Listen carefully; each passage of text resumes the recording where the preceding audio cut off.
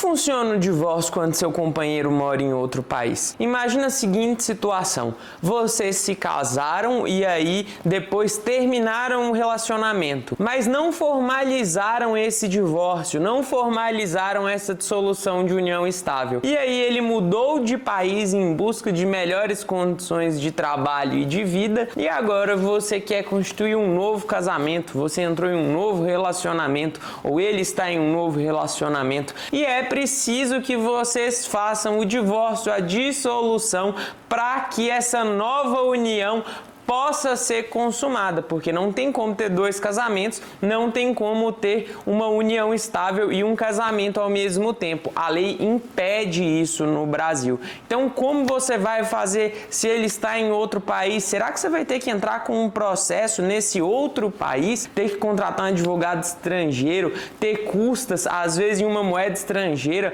com valor muito mais alto do que o real, como o dólar e o euro? Como será que você contorna essa situação? Meu nome é Leonardo Marcondes, eu sou advogado especialista em direito de família e direito de família internacional. Já ajudei mais de 3.500 mulheres a transformarem as suas vidas e garantirem paz, segurança e conforto emocional e financeiro, e a próxima vai ser você. Bem, quando a gente está falando sobre o divórcio, nós precisamos entender primeiro que, em regra, ele vai ser feito no mesmo país onde o casamento foi realizado, onde aquela união foi formalizada, no caso de uma união estável, que é a forma como nós chamamos a união das pessoas que vivem em uma união contínua, pública e com o intuito de constituir uma família. Quando tem esses três requisitos, você tem uma união estável que pode estar formalizada em um cartório, ou então você pode ter uma união de fato. Bem, quando a pessoa está em outro país, o primeiro ponto a se observar é onde esse casamento, onde essa união foi formalizada. Por quê? Porque você vai ter de fazer o procedimento nesse mesmo país. Para que você faça em outro país, você vai precisar homologar aquela união conforme as leis do Brasil para depois entrar com o processo de divórcio. Mas, em regra, você precisa ter essa união, esse casamento constituído no Brasil.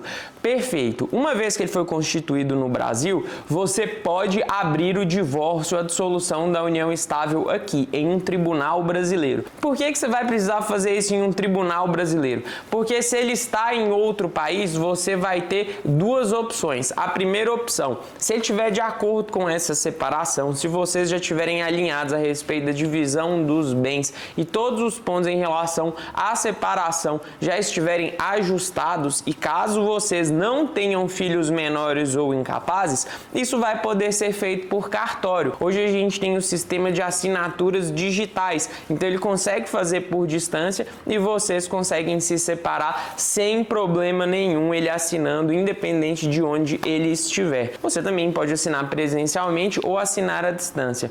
Mas se vocês não estiverem de acordo com algum dos termos da separação, ou se tem filhos que são menores ou incapazes, vai ser necessário abrir um processo judicial aqui no Brasil. E aí esse processo você vai tratar a respeito da separação, que já existe o entendimento de que quando um não quer, dois não ficam casados, dois não permanecem em uma união. Então essa separação, esse divórcio, ele já pode ser concedido logo no início do processo, liminarmente, e vão ser discutidas as questões de pensão dos filhos, pensão para você, guarda dos filhos e a partilha dos bens. Essas outras questões, elas podem ser discutidas em processos separados ou então elas podem ser reunidas nesse processo de divórcio. Quando a gente está falando da partilha dos bens, é muito importante observar também onde os bens estão.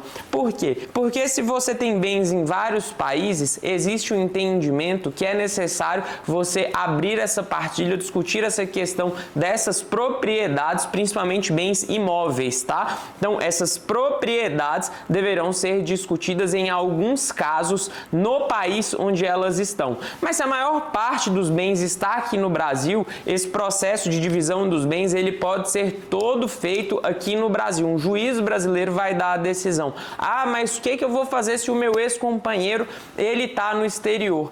Calma, ele vai constituir um advogado aqui no Brasil, ele vai poder ser citado, então vai ser enviada uma carta para esse país, em que uma autoridade nesse país vai ficar responsável pela citação dele e depois ele vai constituir um advogado aqui no Brasil e caso ele não constitua, vai correr revelia para ele, ou seja, dentro do razoável, tudo aquilo que você falou vai ser entendido como a verdade e aí o processo vai correr sem a oportunidade que ele se defende. Em alguns casos pode ser até nomeado um defensor para que os interesses dele sejam preservados, para que ele tenha o direito de defesa, mesmo ele não tendo interesse em participar. Então, é perfeitamente possível fazer todo o processo aqui, desde que o seu casamento tenha acontecido aqui no Brasil. Ah, Leonardo, mas eu casei em outro país, os meus bens estão em outro país. Aí você vai precisar de abrir esse processo nesse outro país. Por quê? Porque aí o entendimento vai ser que a justiça desse outro país é que passa a ser competente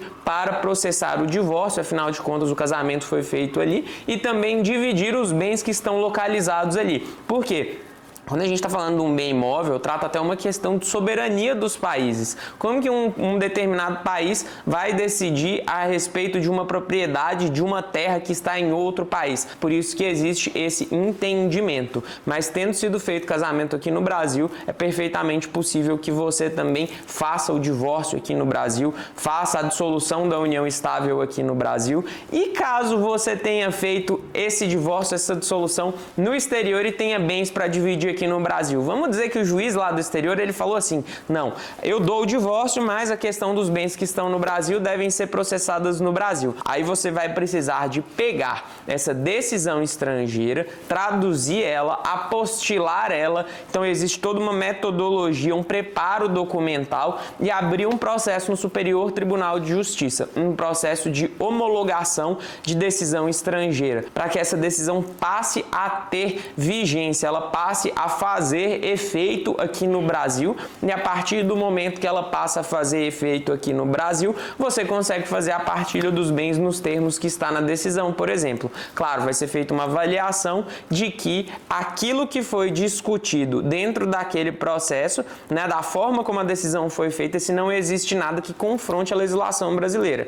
Porque se couber o que está descrito ali dentro da nossa legislação, aquilo pode ser aplicado. Mas se for contrário à legislação do Brasil, aí aquela decisão, aquela parte específica não poderá ser executada por ser incompatível com a legislação brasileira. Ah, me dá um exemplo disso. Alguns países permitem mais de um casamento e aí imagina que vai ter uma situação ali de compartilhar uma determinada propriedade com uma outra esposa, algo nesse sentido, para que a decisão tenha efeito. Isso não vai ter efeito, isso não vai ter validade aqui no Brasil pela impossibilidade de se constituir mais de um casamento, ou um casamento e uma união estável, ou duas uniões estáveis ao mesmo tempo. Isso é incompatível com a lei brasileira. Agora que você conhece todos os passos para você poder se divorciar, independente se o seu ex-companheiro está aqui no Brasil ou está no exterior, o que está faltando para você tomar a decisão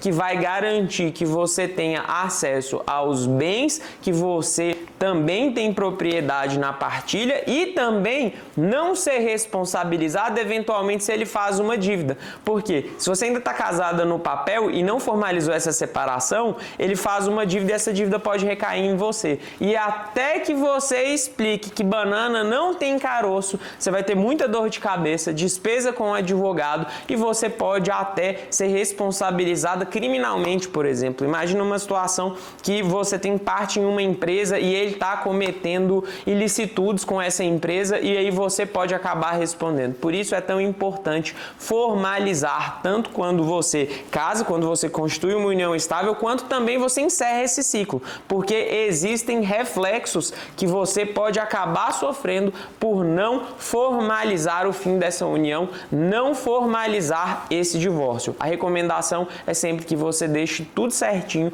para que você não tenha nenhuma implicação legal. Eu vou deixar um vídeo aqui no final. Antes eu quero te convidar a se inscrever no canal e compartilhar esse vídeo com uma amiga que também está passando por isso. Se você não está passando por isso, mas tem uma amiga que está passando por isso, você veio aqui para saber mais a respeito desse assunto, mas conhece uma pessoa que está passando por isso, uma pessoa da sua família, uma pessoa do seu círculo social, encaminhe esse vídeo para essa pessoa, porque eu tenho certeza que vai fazer muita diferença. E se ela precisa de um advogado especialista em direito de família internacional para resolver esse divórcio, o meu contato está na descrição. Se ficar com qualquer dúvida também, pode chamar a gente ou deixa a sua dúvida aí nos comentários. Manda esse vídeo para ela, se inscreve no canal para receber novos conteúdos todas as semanas, e eu vou deixar o nosso vídeo aprofundando aqui sobre os regimes de casamento, os regimes de bens no casamento.